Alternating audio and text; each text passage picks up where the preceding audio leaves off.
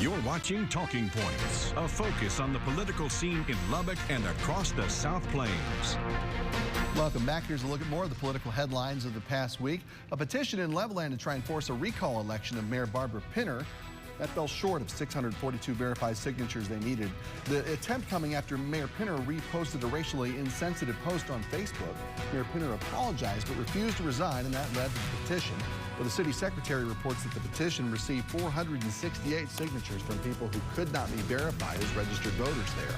The president and vice president in the Oval Office this week to administer the oath of office to Texas Tech alum General Charles Brown, who is now the new United States Air Force Chief of Staff. General Brown, the first black man to head a branch of our military, and says it's an honor to have this opportunity. And some hope for all those worried about loved ones in nursing homes who they've not been able to visit. State officials announcing new limited visitation rules for nursing facilities in Texas, but there are strict safety rules. No confirmed cases in staff or faculty in the previous 14 days. No active cases. Anyone past cases must be fully recovered, and all residents and staff must be tested weekly. The U.S. Census Bureau announced this week that it would shorten the deadline for people to respond by 1 month. That has advocates for underserved communities in Texas worried that this could lead to a less than accurate account. KAMC's Maggie Glenn explains why this could really impact our communities of color.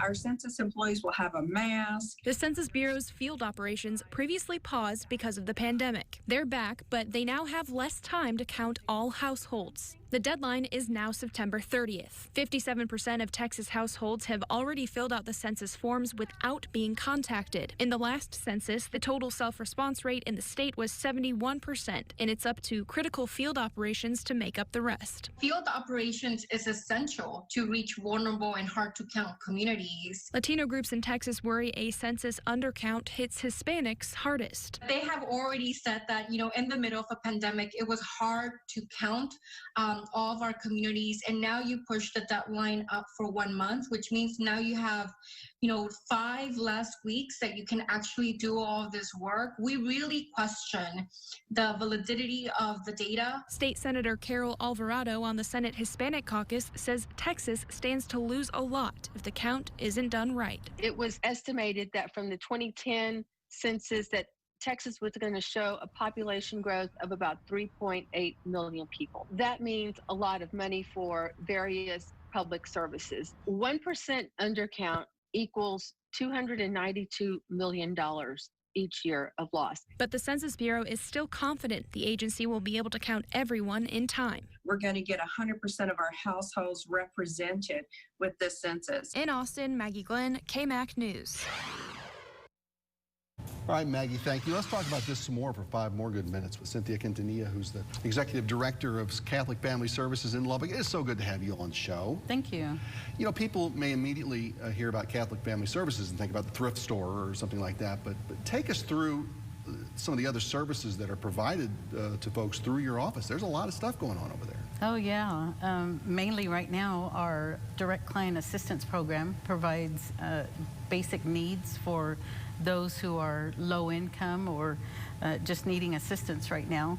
So anything from prescriptions to utilities, rent, eyeglasses, food vouchers, things like that, just basic needs that people need. Yeah, and do any of the services over there receive any sort of government funding or monetary help in those ways? We do. Our budget looks like it'll probably exceed about $3 million this fiscal year, and probably about 65 to 70% of that is grant funded. Wow.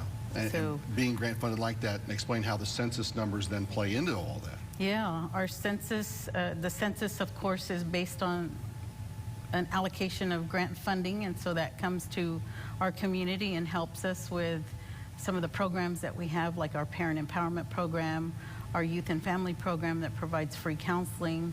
The Parent Empowerment Program helps students who are trying to get an education and go to school and better themselves. And so, we depend on good numbers there so that we can provide the assistance that we do in those programs. If there were an undercount, if people did not send them in, say, in a large number, and all of a sudden it looks like we have fewer people that would need help, what kind of strain would that put on some of the services you provide? Well, definitely a bigger strain on resources that are already limited would just become even more restrictive because we wouldn't have as much funding coming in to provide for those needs. Yeah, and I can't even imagine the strain on the system, not just with you guys, but if people have to look in other directions, everyone else having monetary trouble getting help to people who need it. Now we've got a strain on the system citywide, countywide, throughout the region, I would think, right? Right, because we have a lot of partner agencies, other nonprofits who also depend on specific grant funding so that they can run their programs. So, you know, we try and work together and collaborate so that people that we're serving are able to, you know, we're able to provide them a better path. So. Maggie's story earlier on mentioned some of our Hispanic friends who, what's the state, really, of any of the folks who need your services right now? The economic problems, the emotional problems going on right now, maybe, that not everyone may see every day.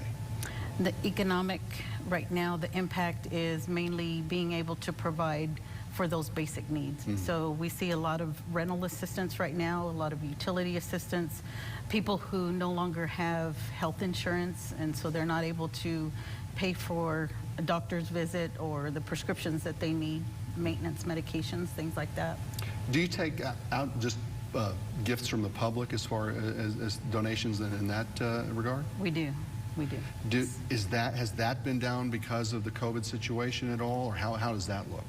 Yeah, I would guess that it's probably because of the COVID situation that we see a little bit of a decline in donations to our agency. And then we, of course, have people who are always consistently supporting us in the work that we do. Yeah. Are you able to get the assistance out to the people that you need right now, or how's your budget situation looking from now, say, through the end of the year? I think right now we are looking at a deficit through the end of the year. But then we also have some grant funding that's available for specific coronavirus relief. Good. And so we're doing some of that work in addition to the work that we already do. How can people get in touch with you if they need to? If they want to call our number, that number is 806-765-8475. Or they can also visit our website, which is www.cclubbock.org.